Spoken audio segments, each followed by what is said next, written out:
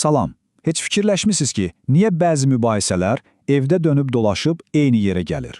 Və ya niyə həyatımıza çəkdiyimiz insanlar sanki bir-birinin kopyasıdır? Baxın, bugün bütün bu təkrarlanan ssenarilərin pərdə arxasına baxacağıq və hamısının kökündə dayanan o tək, amma çox güclü səbəbi aydınlaşdıracağıq. Bağlanma ehtiyacımızı. Hər şeyin başladığı o nöqtəni. Bu sual yəqin ki, çoxumuza tanış gəlir, elə deyilmi? Sanki fərqli insanlar olur, fərqli zamanlar, amma hekayə həmişə eynidir. Gəlin, bu hekayənin niyə hər dəfə eyni şəkildə yazıldığını anlamaq üçün biraz daha dərinə gedək. Qarşıdakı dəqiqələrdə sizi maraqlı bir kəşf səyahəti gözləyir. Əvvəlcə problemin o görünməyən kökünü tapacağıq, sonra həyatımızın ilk hallarına, o ilk bağlanma cəhdimizə baş vuracağıq. Valideynlərin o təbii təşvişini anladıqdan sonra bağlanma ilə asıllığın fərqini ayırt edəcəyik. Bütün bunların gələcəyimizi necə formalaşdırdığını görüb, sonda əsl sualın cavabını tapacağıq. Bəs necə azad uçmaq olar? Elə isə gəlin ilk addımımızı ataq. Baxaq görək, bütün bu fərqli kimi görünən problemlərin mərkəzində dayanan o tək və güclü anlayış nədir? Bəli, bütün qapıları açan o açar söz məhz budur, bağlanma. Bu bizim yemək, içmək, nəfəs almaq kimi ən fundamental, ən təbii ehtiyaclarımızdan biridir. Bütün hekayəmiz də məhz bu fitri əlaqə qurma arzusundan başlayır. Yaxşı, bəs bu bağlanma ehtiyacı nə vaxt yaranır? Elə dünyaya gözümüzü açdığımız o ilk saniyədən. Körpənin ilk instinkti, ilk axtarışı odur ki, onu dünyaya gətirən, ona təhlükəsizlik hissi verən anasına sığınsın və ona bağlansın. Gəlin bağlanma deyəndə nəyi nəzərdə tutduğumuzu tam aydınlaşdıraq. Bu sadəcə kiminsə yanında fiziki olaraq olmaq deyil. Bu daha dərin bir şeydir. Bu, ürəyini, ruhunu, bütün emosional varlığını tam bir rahatlıqla, qorxmadan, tərəddüd etmədən başqa bir insana təslim edə bilmək hissidir. Tam bir güvən hissi. Və bu prosesin ən kritik mərhələsi həyatımızın ilk 2 ilidir.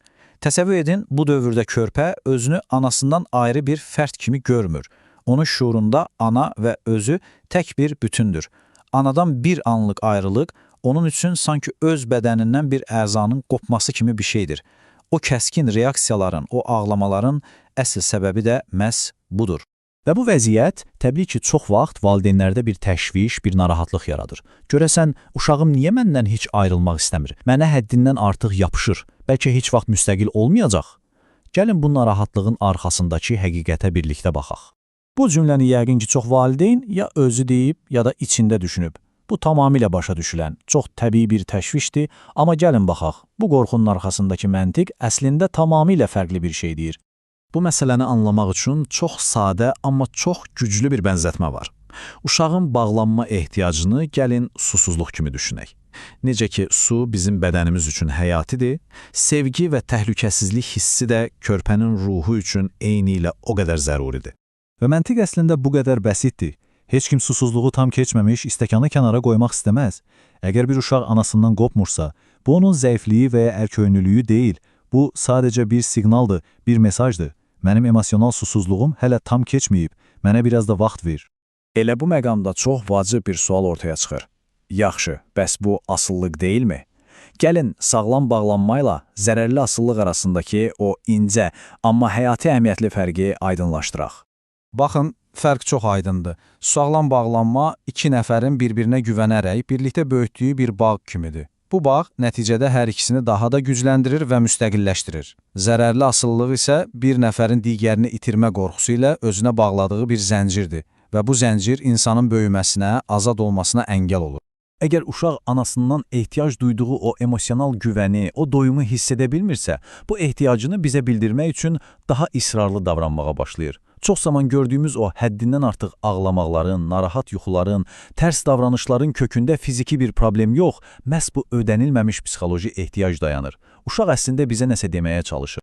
Yaxşı deyə bilərsiniz ki, bütün bunlar uşaqlıqda oldu, bitdi. Amma heç də elə deyil. Gəlin, indi nöqtələri birləşdirək və görək həyatımızın ilk 2 ilində atılan bu təməl, gələcəkdə tikəcəyimiz bütün binanı, yəni bütün münasibətlərimizi necə formalaşdırır? Bu bəlkə də inanılmaz səslənir, amma uşaqlıqda anamızla qurduğumuz o ilk bağ bizim yetkin həyatımızda quracağımız bütün münasibətlərin, istər romantik olsun, istərsə də dostluq, bir növ planına, bir təməlinə çevrilir. Həyatımız boyu münasibətləri o ilk modelə əsasən qururuq. Və o təməl möhkəm olmayanda nəticələr yetkin yaşda özünü göstərməyə başlayır. Uşaqlıqda ödənilməyən o sevgi və güvən ehtiyacı içimizdə bir boşluğa çevrilir. Yetkin olanda isə biz şuursuzca o boşluğu doldurmağa çalışırıq. Kimisi bunu zərərli vərdişlərlə etməyə çalışır, kimisi ona dəyər verməyən insanlara bağlanmaqla, kimisi isə maddi əşyalara həddindən artıq bağlanmaqla. Formalar fərqli olsa da, kökdə dayanan axtarış həmişə eynidir. O, ilkin ödənilməmiş ehtiyac. Yaxşı, bütün bunları danışdıqdan sonra gəlin əsas suala qaydaq. Bəs çıxış yolu nədir?